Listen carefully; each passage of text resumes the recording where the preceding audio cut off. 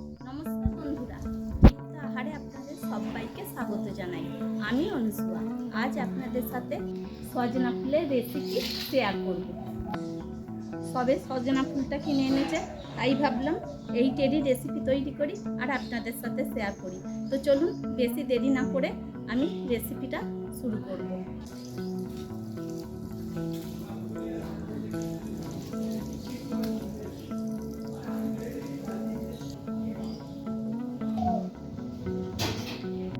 সজনা ফুলগুলোকে আমি ভালো করে ধুয়ে নিয়ে চলে এসেছি। এর মধ্যে কোনো আর নোংরা নেই। আগে থাকতে আমি কিছুটা মুসুর ডাল ভিজিয়ে রেখেছিলাম। এবার এই ডালটাকে পেস্ট করে নেব। ডালটা আমি একটা মিক্সিং জারের মধ্যে নিয়ে নিচ্ছি। দেখুন বাটাটা ঠিক এই রকম হবে। যতটা সম্ভব জলটা ঝরিয়ে পেস্টটা তৈরি করতে হবে। একটু যেন এইরকম দানা দানা থাকে, তবেই এটা খেতে ভালো লাগবে। আচ্ছা, এখানে আমি কিছুটা পেঁয়াজকে কুচিয়ে নিয়েছি। দুটো বড় সাইজের পেঁয়াজ দিয়েছিলাম। এক মুঠো ধনে পাতাকে এরকম টুকরো করে কেটে নিয়েছি। 6টা কাঁচা লঙ্কা, অল্প একটু আদা, 8খানা রসুন নিয়ে নিয়েছি। এদিকে একটা চপিং মেশিন নিয়ে নিয়েছি। এর মধ্যে সবগুলোকে একসাথে দিয়ে আরো ছোট ছোট করে কুচি করে নেব। পেঁয়াজটা দিয়ে দিলাম। এবার কাঁচা লঙ্কাগুলোকে ভেঙে দিচ্ছি। দিয়ে দিচ্ছি আদা রসুনটাকে। ধনে পাতাটাও দিয়ে দিলাম।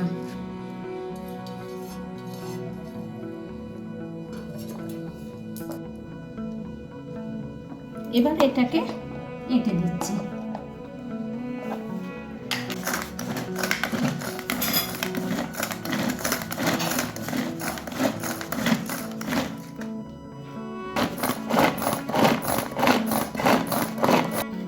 আমি একটা পাত্র নিয়ে নিয়েছি, তার মধ্যে ডাল বাটাটা দিয়ে দিচ্ছি। আমি এখানে মুসুর ডাল নিয়েছি। আপনারা চাইলে যে কোনো ডাল দিয়েই তৈরি করতে পারেন, তবে মুসুর ডালের টেস্ট বেশি আসবে বলে আমি সেই জন্য মুসুর ডাল বাটা নিয়ে নিয়েছি। এদিকে এগুলো চপিং হয়ে গেছে, এগুলোকে আমি ঢেলে দেবো।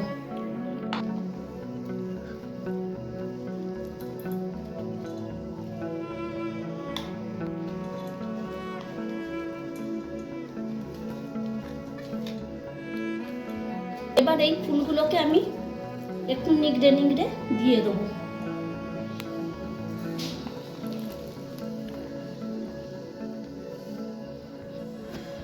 আমি এবার সবটাকে একসাথে ভালো করে মেখে নেব।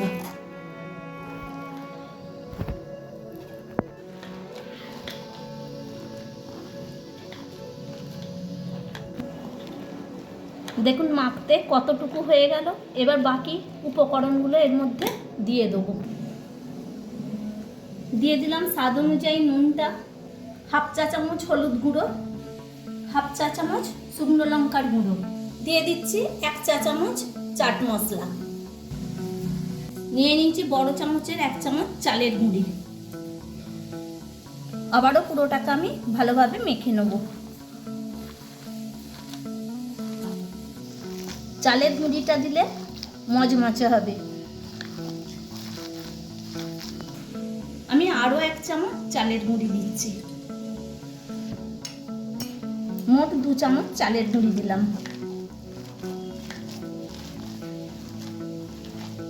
গ্যাসটা অন করে দিয়ে একটা কড়াইয়ে কিছুটা সরষের তেল নিয়ে নিয়েছি, বসিয়ে দিলাম। তেলটা গরম হয়ে গেছে। আমি একটা ছোট্ট চামচ নিয়ে নিয়েছি। এই চামচ থেকে 1/2 চামচের মতন তেল ব্যাটারটার মধ্যে দিয়ে দিচ্ছি। এবার সবটাকে আবার একটু মেখে নেব।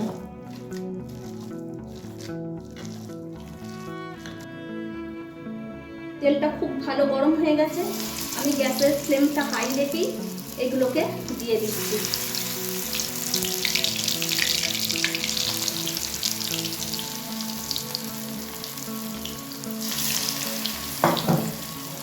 এবার গ্যাসের ফ্লেমটাকে লো টু মিডিয়ামে রাখলাম।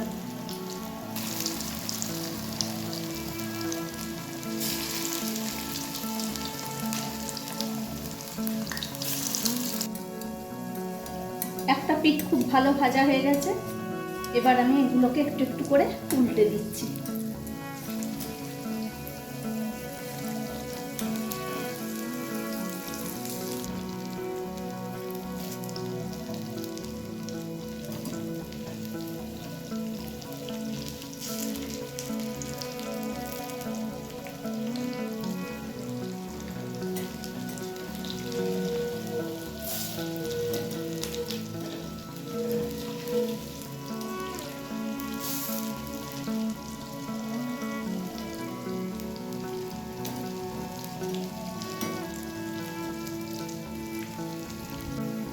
দুটো পিঠই খুব ভালো ভাজা হয়ে গেছে।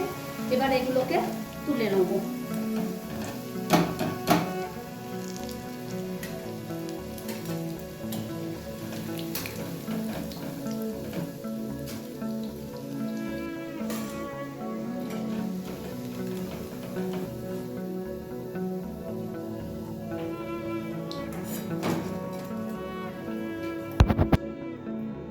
এবার বাকিগুলোকে হাত দিয়ে এরকম করে একটু লম্বা করে নিচ্ছি।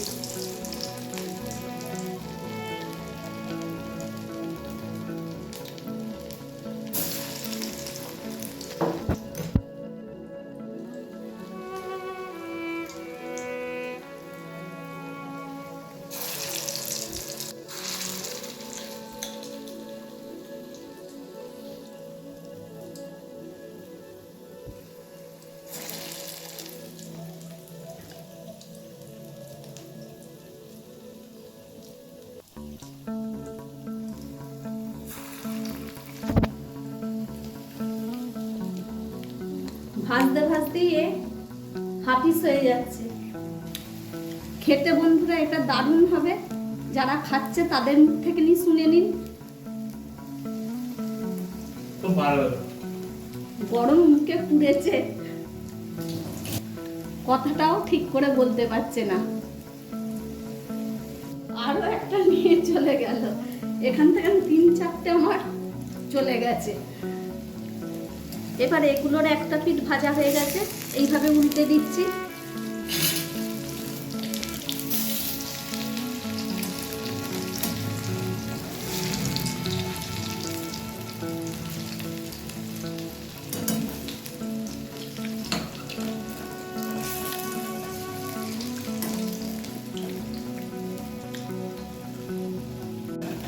প্রথমের দিকে গ্যাসের ফ্লেমটাকে খুবই হাই করে দিয়েছিলাম।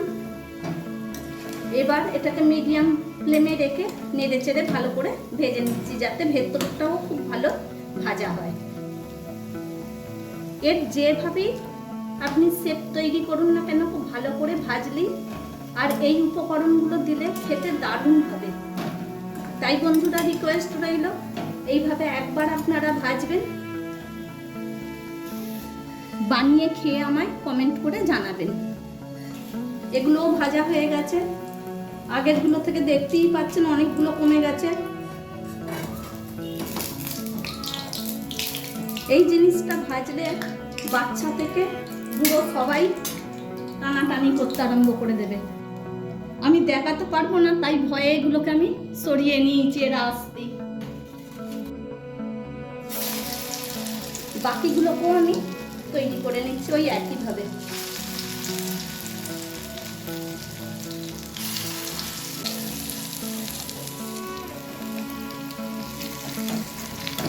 যখনই মুসুর ডালটা পেস্ট করবেন, ডালটাকে আবারও বলছি খুব হালকা করে বেটে নেবেন, বেশি বাটবেন না। বেশি বাটলে কিন্তু এটা অতটা ভালো লাগবে না।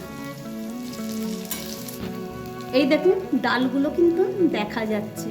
ভাতে খান, শুধু মুখে খান, যাতে খুশি খেতে পারেন। এমনি দেখতে পাচ্ছেন তো হাফিস হয়ে যাচ্ছে। আমার বাড়িতে এই রেসিপিটা তৈরি করলে ভাত দিয়ে খাওয়া পর্যন্ত থাকে না, তার আগেই করতে করতেই সব তোলাতুলি করতে আরম্ভ করে দেয়। আমি সব তুলে নিচ্ছি। সজনা ফুল আর মুসুর ডাল দিয়ে এই বড়া আপনাদের কেমন লাগলো অবশ্যই আমাকে জানাবেন। যদি ভালো লেগে থাকে প্লিজ বন্ধুরা, যারা এখনো আমার চ্যানেলটা সাবস্ক্রাইব করেননি তাদের কাছে আমার অনুরোধ, চ্যানেলটা সাবস্ক্রাইব করে দেওয়ার, ভিডিওটা লাইক আর বেশি বেশি করে শেয়ার করে দেওয়ার। পরের দিন আরও অন্য কোনো রেসিপি নিয়ে আপনাদের কাছে হাজির হয়ে যাব। Thank you.